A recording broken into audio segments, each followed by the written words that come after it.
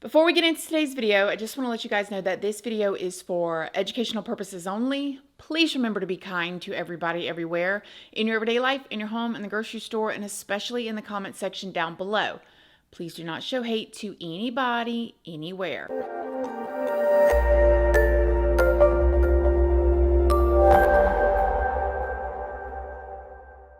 So good morning, good morning, good morning. How is everybody doing today? I hope you all are having an amazing day. I hope you all had a wonderful week. I hope everybody is in a place where the weather is nice. I know here in the United States, the weather has been all over the place. So in today's video, we are going to be talking about a very highly requested case. Before we get into it though, I did want to let you guys know, if you don't already know, hi, my name is Christina. I do have a second channel, which is Casually Christina. We just do things way more casually over there. I also have a Patreon. My Patreon is for 18 and up, and over there we talk about more personal stuff. We go live over there, and there is a $2 tier for all of the true crime stuff that cannot go on to YouTube due to their terms and policies. That goes over on my Patreon under the $2 tier. Just make sure you read the full about section and what each tier offers before you join. I also have a Facebook, I'm on Snapchat, I'm on Instagram, and I'm also on Like to Know It. And on Like to Know It is the platform where I post a lot of the links to the things that I use and like and things that y'all ask about, like these earrings, makeup, this top, this necklace, stuff like that. I post over on my Like to Know It. And all of those platforms are linked down in the description box if you would like to come and check me out. So we are going to be talking about Madeline today. Now, this is an ongoing case as of now, and there's a lot of information out there. I'm talking about a lot. The rabbit holes go very, very deep in all different directions. So I'm going to do my best to tell you guys the whole entire story from the stuff that is from public information that is already out there. I'm not a professional. Do your own research, form your own opinions. At the end, I'm going to give y'all my opinion, but I got a feeling we're going to all be on the same wavelength with this one. So make sure you stay to the end of the video if you guys want to hear my opinion. So today's video takes place in Kissimmee, Florida. Now let me tell y'all about Kissimmee, Florida. Kissimmee, Florida is a city that's down in central Florida, and it's just south of Orlando. In 2022, it had a population of 80,000 people. It is also said to have a very thriving economy, countless of entertainment options, and a lack of state income tax. It's also said to have a very unique diversity of different types of people that live there. However, some of the people that live in Kissimmee, Florida, have said that it's not all rainbows and sunshines. Some people say that the untamed natural areas of this part of Florida are home to many different wildlife animals like snakes, rodents, alligator, deer, and even bear. And the traffic down there can get pretty heavy because it is so close to Orlando or some of the biggest amusement parks and places like Walt Disney World, SeaWorld, Gatorland, Discovery Cove, and so much more. Now, Madeline Soto was 13 years old, and she was living in Kissimmee, Florida, with her mother, Jennifer Soto, and her stepfather, Stephen Stearns. Madeline's biological father, Tyler Wallace, is married, and he lives, I believe, pretty far away from Kissimmee, Florida. Seems like it's possibly Texas, or maybe even he's in the military, but I'm not 100% sure. Now, Jennifer and her long-term boyfriend, Stephen, weren't actually married, but he's been referred to as Madeline's stepfather. They were on again, off again, boyfriend and girlfriend for quite a while, and I even found online some photos that date all the way back to at least 2018 with him in the picture with Madeline. So he's been in her life for quite a long time. Now, Madeline had actually just turned 13 on February 22nd of this year, and she celebrated her birthday on Sunday, February 25th, with her family at her grandmother's house. It is said that Madeline was so happy during her celebration, and that Madeline was a happy girl, and that it really showed on that Sunday. However, the next day after this birthday party, everything would change. On the following day, which was Monday, February 26th, Madeline's stepfather, or mom's boyfriend, Stephen, says that he drove Madeline to school that morning. He says that he dropped her off at 8:40 a.m. a few blocks from her school, Hunter Creek Middle School, and that he dropped her off near a church, and it was about a half of a mile from her school. Now, when Stephen was asked about this, he said that she was very particular about what car she was seen getting out of at her school, and that's why he ended up dropping her off there by this church, which kind of makes sense. If any of y'all have teens or preteens, they start going through that phase of not wanting to be seen, or don't, kiss me or hug me too much, or, ooh, this car's kind of a hoopty, I don't want my friends to see me in it. And that's basically what Stephen said was going on. However, when Madeline's mother, Jennifer, went to pick Madeline up that afternoon from school, she said that she drove up there. She did not see Madeline. She ended up driving around. She couldn't find her. That's when she went into the school, and she was informed that Madeline had actually never even stepped foot into school that day. Jennifer, Madeline's mother, completely freaked out about this. This is when she realized that Madeline had actually left the home that morning without her phone. She left her phone just sitting right there on the table, and so therefore she was not able to reach her at all. By 8 p.m. that evening, she ended up reporting Madeline missing. The next day, the real search began. Over 100 deputies, detectives, and other law enforcement personnel and bloodhounds were out looking for Madeline. And the sheriff's office also released a statement to the public about Madeline's disappearance. Now, later that evening, Madeline's mother, Jennifer, did an interview with the media. And in the interview, a lot of people took it a bunch of different ways. I've never been in that situation. I never want to be in that situation. But it was very bizarre. Another thing that was bizarre about this interview was the fact that Stephen, the boyfriend, can be seen hanging around in the background of this interview behind Madeline's mother, almost like he was trying to just look at this. Monday morning, we took her to school. We dropped her off close to school, across the street from a church, which is it's right next to the school. She crossed the street and walked to school, what we thought walked to school. My boyfriend who drove her to school drove away at that point. It was seen on video footage that she hung out in the parking lot of the church for a few minutes and then got up and walked towards the school. But she never made it that walk and that was around 9 a.m. when she got up. She never made it to school after that. It's right next to the school. I don't know why she didn't make it. I don't know if something happened on her walk along the way or if she got taken, but she never made it. Now, mind you, that interview was going on while Madeline is missing, okay? The next day, the sheriff held a press conference to give an update on this case. During this press conference, it came out that when deputies searched Madeline's home, they learned that Madeline had told friends that she wanted to live in the woods after her 13th birthday. This led the deputies to search the woods behind Madeline's middle school. They did not find her, though. Now, in between, when Jennifer, the mother, noticed that she had not gone to school at all, and this time, which is about 2 days later, a lot of things were going on. There were actually multiple different interviews that were done with Jennifer and the stepdad or boyfriend.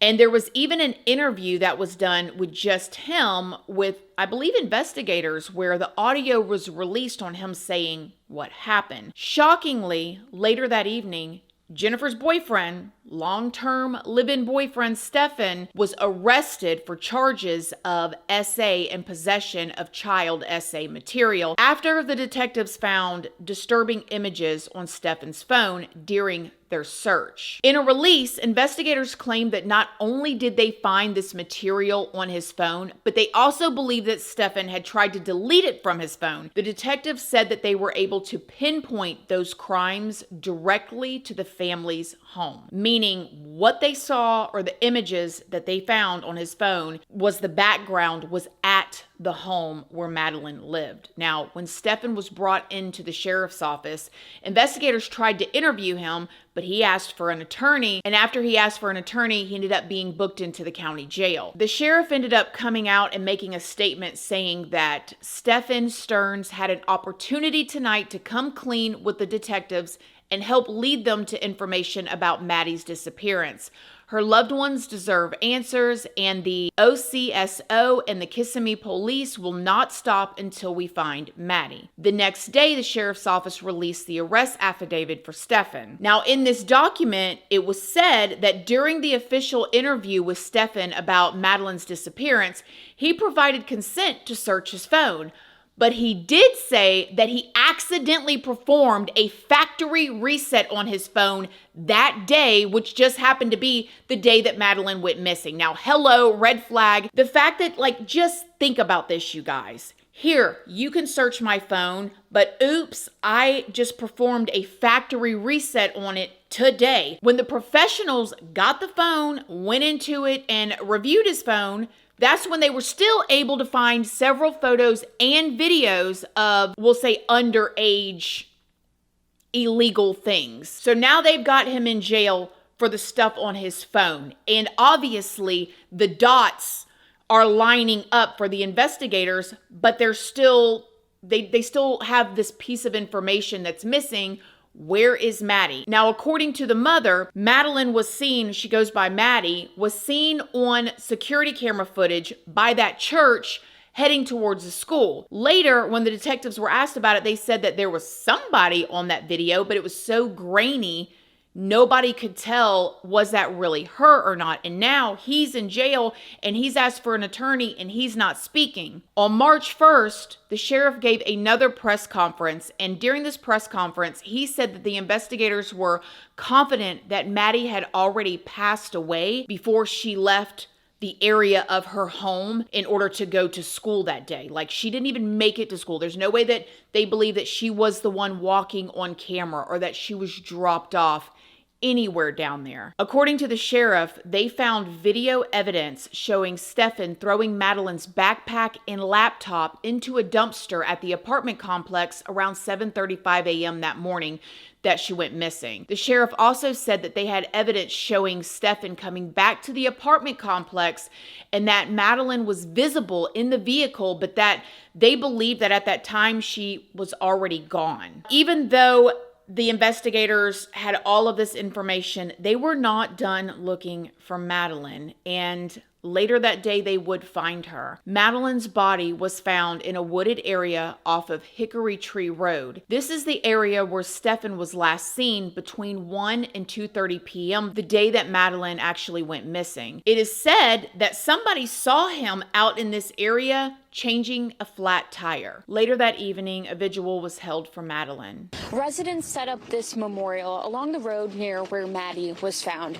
I spoke with people who brought flowers here who say they never met Maddie, but were heartbroken to hear of her loss. Flowers, stuffed animals, and rosaries, all for Madeline Soto. Many in the community were shaken to hear of the 13-year-old's death, especially when her body was recovered in their neighborhood.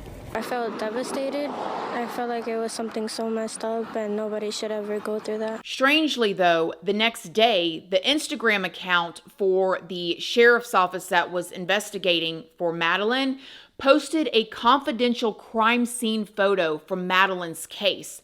Apparently, the picture showed Madeline's body after she had already passed, and it is said that the clothes seen in the photo were consistent with the outfit that Madeline was wearing the day that she went missing. The caption beneath the photo said, "Great day out with seniors," with the emoji that looks like this, like the smiley face with the halo around it. The photo was immediately removed and the sheriff's office apologized for their mistake.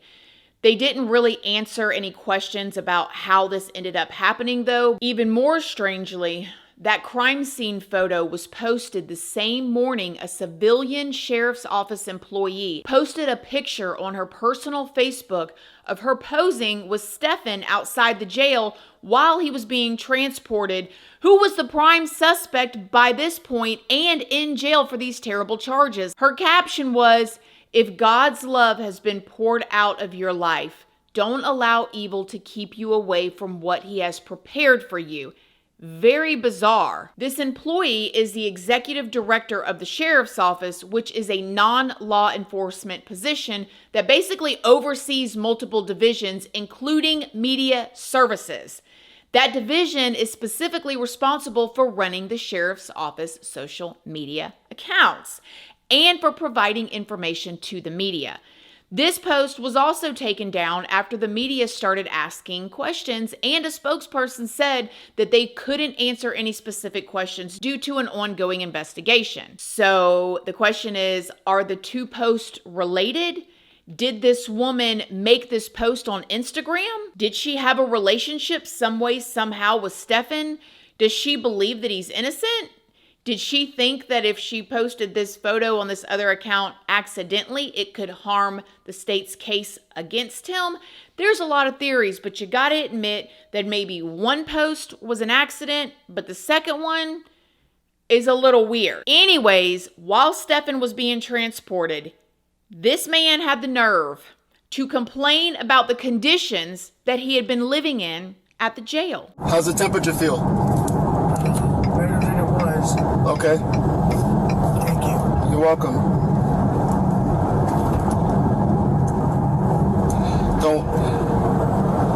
Don't know why they don't do that. Why don't they just kind of like at least give you a blanket, My core temperature was down. Every time they took it, it was like a degree or two lower than it should have been. Wow. Couldn't regulate. I was sleeping on bare metal. The first night I was on a concrete floor with a roll of toilet paper for a pillow and nothing else. Begging for a blanket or a pad to sleep on for like 2 days. I think they were supposed to do something like that. Oof. That sounds rough, man. A few days later, court documents were released that allegedly Stephen, again, the mom's long-term live-in boyfriend, may have actually been doing things to Maddie for years. The affidavit itself was partially redacted, but some of the photos and videos found on Stephen's phone had timestamps that dated all the way back to August of 2022. That's just what they could find. Madeline was only 11 years old at that time. Then, the very next week, the state's attorney's office filed 60 new charges against Stephen, none of which included anything related to Madeline's death. He was charged with 8 counts of SA for someone under the age of 12, 5 counts of that with someone from the ages of 12 to 18, and 7 counts of lewd acts. And then 40 counts of unlawful possessions of materials basically showing terrible things to little ones. A 36-page affidavit was released when these new charges came out, but they are very graphic, so we will not be going over any of them here. On March 21st, the chief of police held a news conference basically to say that they were still working intensely on this case and that they did not want to put a timeline on it. And then in April, the medical examiner's office announced that the autopsy report could not be released because the law prevented it and deemed them confidential because she's a minor. However, the 911 calls were released at this time, and there are 3 separate calls, all made asking for the police to help them find Madeline, and they appear to be made by a friend of the family. Now, it's rumored that these 911 phone calls could have been made by the grandma and someone else on February 26th. The callers' identities have been left confidential, but listen to this. Okay, and then how long has it been, though, since you guys have last seen her?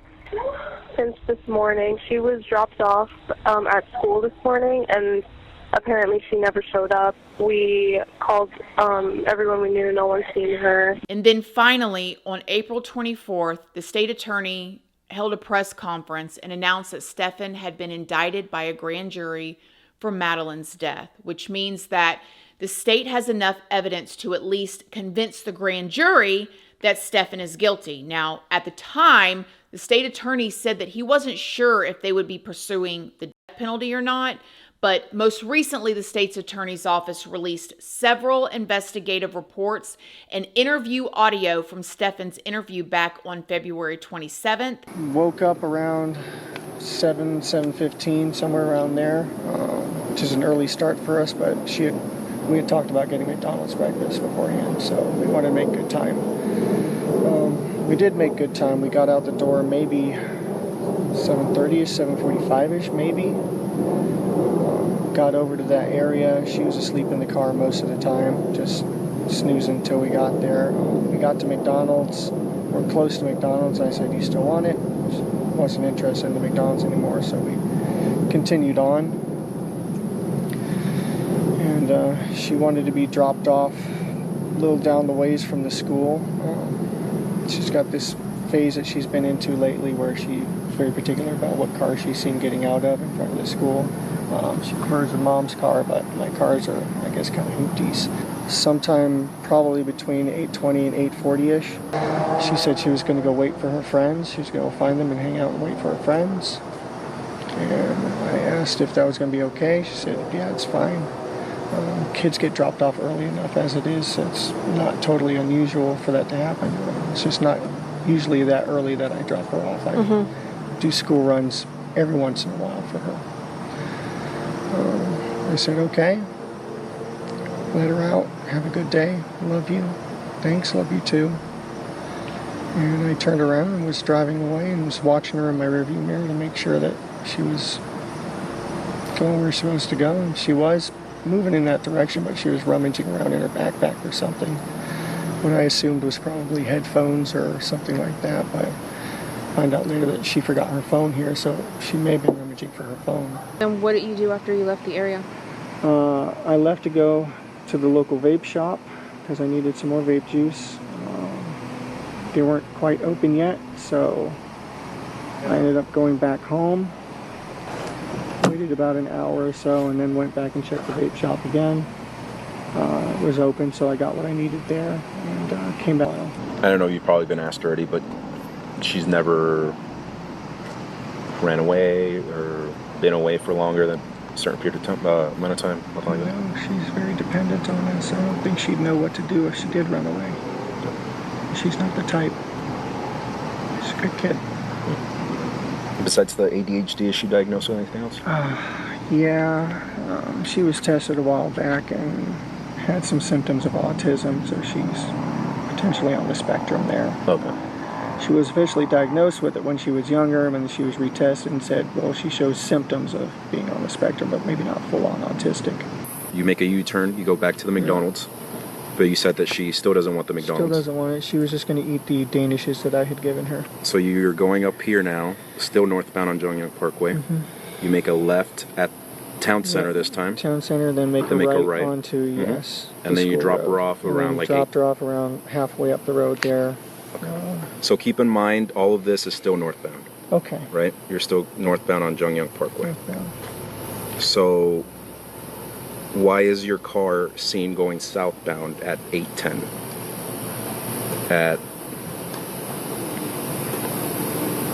I'll show you what location it is. McDonald's is over here. Mm-hmm. At 8:10, your car is seen going southbound at this intersection. So meaning going toward Kissimmee. Mm-hmm. I had forgotten my gate clicker. I'm sorry. I forgot I had gone back to the house real quick after we left because I forgot my gate clicker. So it was the wrong time. I'm sorry. Like I said, I was guesstimating these times. I'm not a morning person. Now, even though Stephen says that Madeline was sleeping in the car, the investigative reports that were released say that upon reviewing the security video, a detective observed Stephen's vehicle exiting the complex with a female wearing a green sweater in the front passenger seat. It went on to say that the female was slumped over to the left, which they believe is an abnormal way for a person to be seated in a vehicle, which I agree, because typically if you're sleeping, you're slumped over to the right, leaning up against the window. An interview that detectives did with Madeline's mother, Jennifer, on February 28th gave us insight into their family dynamic at their home. Jennifer told the investigators that she had been dating Stephen on and off for approximately 7 years and that he had moved out of their home in 2023. During the interview, Jennifer stated that while they were together, they would all either sleep in the same bed together or, and this part was redacted and it seems like they could be talking about Maddie, would sleep with her mother when Stephen was not there. When asked if it was normal for Stephen and this redacted person to sleep together without her being there, she said yes.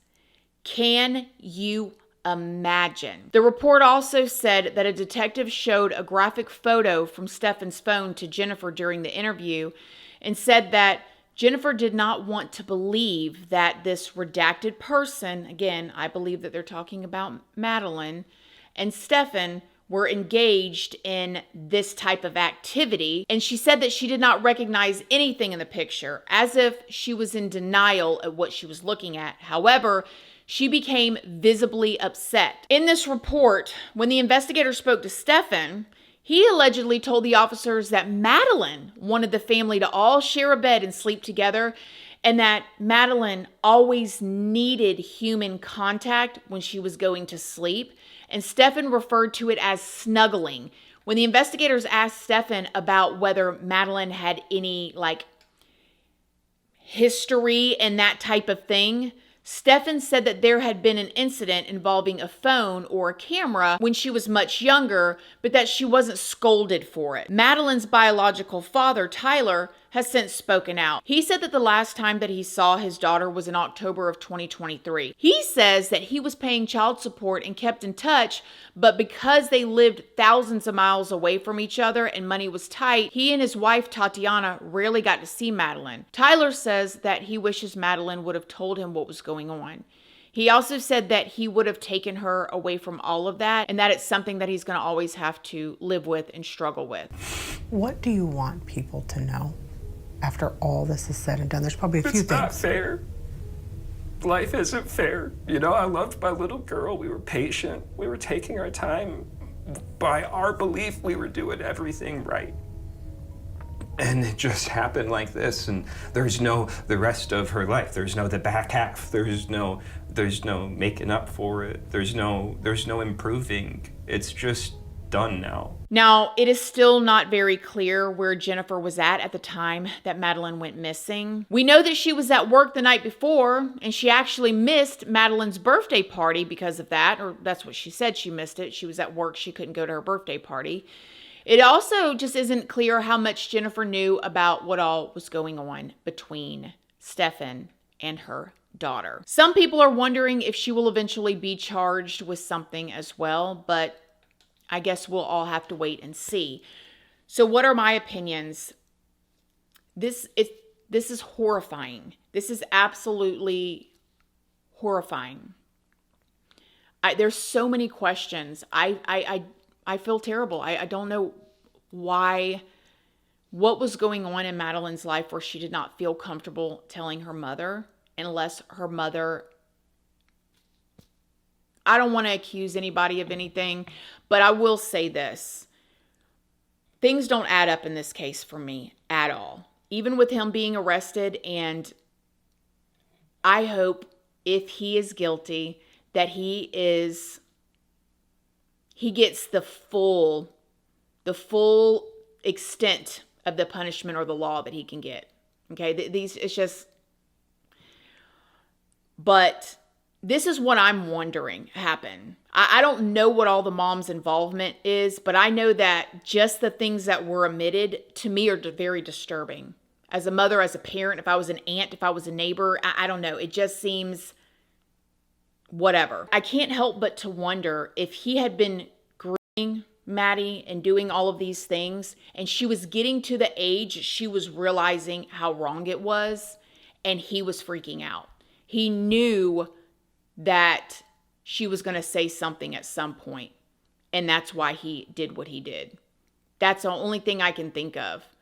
Because he could probably manipulate her, allegedly, because he's not found guilty yet, while she was little.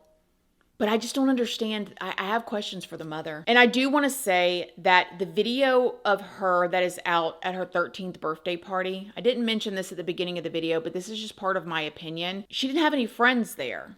It was just a few people. There were all these photos of her that she had no friends there. Where are her friends at? She's 13. You know, what kind of party was this? Were they keeping her isolated other than going to school because things were going on? I don't know. It seems very strange. Let me know what you guys think down below. Other than that, I love you guys. I hope y'all have a wonderful weekend, and I will see y'all in the next video. Love you guys. Bye.